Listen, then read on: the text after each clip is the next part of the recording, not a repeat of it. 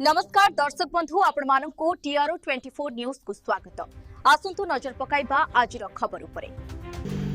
कलाहांडी जिला लांजीगड़ ब्लॉक अंतर्गत भुटीगड़ पंचायत स्थित सिरिगां ग्राम में दीर्घ वर्ष धरी ग्राम में प्रत्येक समय पानी समस्या रहा बेले सोलार चालित टैंकर कूह प्राय 7 मास हेब अचल अवस्था मरामती ब्लॉक ठारू पंचायत प्रतिनिधि शुणुना गाँव में वसुधा पानी सुविधा कराई पानी टांकी आसुनी पाताल बोटेकम गभीर सीमित रही प्राप्त पानी बाहरी पारुनी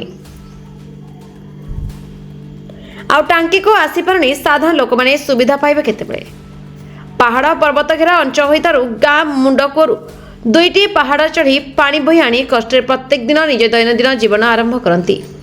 तेणु ये प्रश्न उठुछि कि सरकार समस्त असुविधा पूर्ण करने सहानुभूति देखा बेले एठी प्रशासनिक अधिकारी मैंने आपत्तिजनक अभियोग शुणुनथिबारु साधारण जन सरकार ठारे अभियोग आनिछन्ति।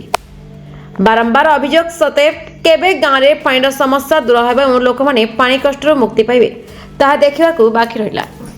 कलाहांडी जिला लांजीगड़ ब्लॉक थबीर पात्र report the Republic Odisha 24 news.